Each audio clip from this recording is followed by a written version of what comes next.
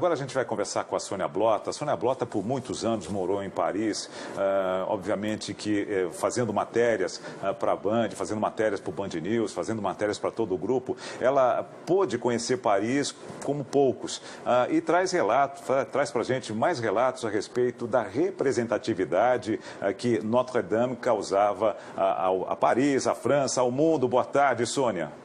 Olá, Nelson, boa tarde. Você lembra quando você foi me visitar lá com a tua família? Você estava de férias em Paris e que a gente falou muito sobre a Notre-Dame. E que você ir a Paris e não conhecer a Notre-Dame era a mesma coisa. Ir conhecer a Torre Eiffel, ok, você está com meia Paris, mas você só completava os seus passeios turísticos se conhecesse também a Notre-Dame. É uma tristeza, a gente acompanha isso com muito peso, com o coração aí dilacerado. E a cada minuto que passa a gente vê que vai ficando mais difícil, né, de recuperar a bela catedral, que já foi cenário de tantas reportagens nossas, Nelson, para o Band News, para o Jornal da Band. Ela própria já foi personagem de grandes reportagens, inclusive a dos 850 anos, né, desde que começou sua construção. Essa catedral de estilo gótico maravilhosa que levou 200 anos para ser erguida, feita com todo carinho, com várias passagens de tempo, né? Em cada pedacinho aí de pedra, de madeira, de relíquia, sempre esteve impresso, né? Muitas partes importantes da história. Então era um símbolo de Paris. É um símbolo, eu quero falar ainda no presente, né? Que pelo menos assim a gente viu que as figuras dos 12 apóstolos foram recolhidas, para ver o que o trabalho do Corpo de Bombeiros consegue salvar aí desse importante monumento para a humanidade.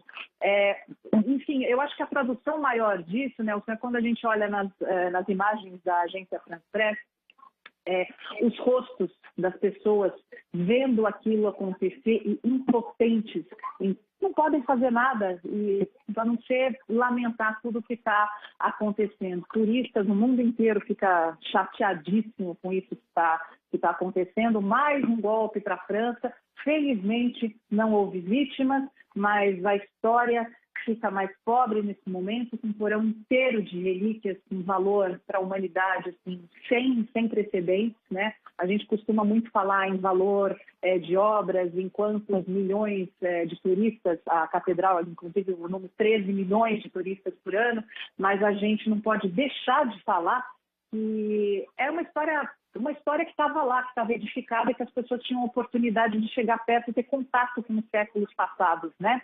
Com 8 séculos, aí mais de 8 séculos de história da França, de história do Vaticano, de história do catolicismo, de história das religiões, enfim, de história, né, com H maiúsculo.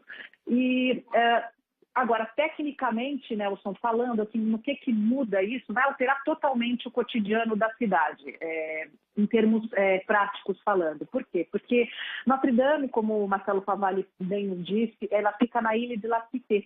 É uma ilha que fica no meio do Rio Sena, é muito acessível pelas pontes, mas pouco acessível pela via que você consegue percorrer com os carros. A cidade inteira está em obras.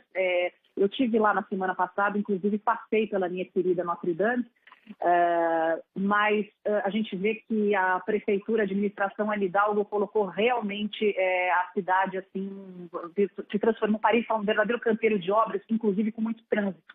Então foi muito difícil a Defesa Civil e os bombeiros terem esse acesso. Agora, o que eu não entendo e o que ainda as autoridades precisam responder, a gente respeita essa história da segurança, inclusive para as próprias autoridades que estão combatendo o fogo, mas por que helicópteros não foram autorizados num caso como esse? A gente sabe que o fogo é uma coisa incontrolável, principalmente quando ele começa de baixo, né, do sótão, onde várias relíquias estavam guardadas e que é muita madeira, quer dizer, para o fogo se alastrar, ela é uma coisa muito, muito rápida, né? E a gente vê aí insignificantes jatos d'água perto do fogaréu que está, virou uma chama, né? Principalmente no centro, quando a gente olha essas imagens aí, eu caí da noite em Paris, são 5 horas a mais, portanto lá já são quase 10 horas da noite. já escureceu, porque a gente está chegando no período do verão, então está escurecendo um pouco mais tarde. E a cidade já está repleta de turistas. Principalmente por isso, muitas obras da cidade estavam se acelerando, né? Porque o verão agora, junho, julho e agosto, fica realmente o fluxo de turistas muito grande mesmo. Mas a Notre Dame, especificamente, estava passando por uma restauração que ia se seguir aí bons anos, principalmente porque, segundo os historiadores, arquitetos, enfim, o pessoal que estava aí envolvido nesse trabalho, a parte traseira da catedral, ela já estava em risco de desabamento. E a única coisa assim, que fica a pergunta, essas coisas a gente não tem como prever, mas exatamente por a gente não ter como prever, por que não existia uma medida para um monumento histórico tão importante e que fica no centro de uma cidade? Eles pensaram nas medidas antiterrorismo, né? As medidas que, enfim, policiamento, controle da entrada de turistas, mas uma fagulha que fosse, deu no que deu, né? O resultado, a gente não sabe ainda como é que o fogo começou. Isso provavelmente assim, não estão tratando ainda como incêndio criminoso, mas as investigações se seguem, né? Seria mesmo por conta da obra de restauração. Mas é incrível que um pouquinho mais de ação para esse tipo de emergência. Se não pode chegar por terra, os helicópteros poderiam ter feito alguma coisa. Agora, a questão será que Paris estava preparada para isso? Já não estava para os atentados, agora está. Agora, com a Catedral de Notre Dame, houve um incêndio, Nelson. Bom a gente lembrar recentemente, num prédio antigo. Esse incêndio, sim, foi uma própria proprietária, enfim, colocou fogo e começou a se alastrar aí por todo o quarteirão. É uma cidade antiga, é uma cidade histórica, precisa de outro tipo de cuidado. O francês tem esse cuidado, mas realmente o fluxo de gente, de habitantes, de imigrantes e turistas na cidade, ele aumentou. A cidade está em obras, ela está um pouco cercada e agora, pós-atentados, a questão do metrô foi muito controlada também. Então, tem gente que ainda prefere pegar o carro, pegar o táxi, o Uber, e isso acaba congestionando ainda mais uma cidade parada no trânsito. Só para te contar uma curiosidade a esse respeito, nas sextas-feiras, os táxis e os Uber, segundas e sextas, hoje é uma segunda-feira, eles já estão trabalhando direto com a bandeira 2, ou com um preço mais alto, porque eles sabem que o caminho vai demorar muito, né, por conta do trânsito. Você imagina para chegar do centro da cidade. Eu mesma, quando eu desembarquei, já tinha uns meses que eu não ia para lá, eu demorei do aeroporto Charles de Gaulle, que é longe, mas até o centro da cidade eu demorei 2 horas. E a maior parte do tempo não foi no acesso a Paris, foi dentro de Paris. Então, a gente não sabe como é que esse tipo de ação, né, com uma cidade que está em obra, essa coisa de não dar para chegar no meio de uma ilha. Mas as imagens são lamentáveis, né? Então, a gente vê o cair da noite, ainda com o fogo, ainda com as chamas bem vivas, né?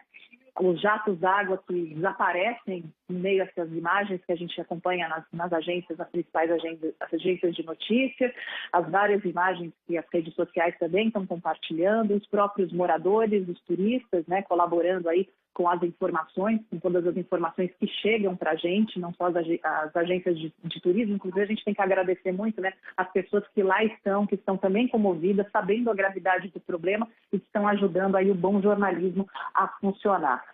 Agora é esperar, né, uma investigação, lamentar, estamos na Semana Santa, final da Quaresma, é um símbolo também muito importante aí para os cristãos.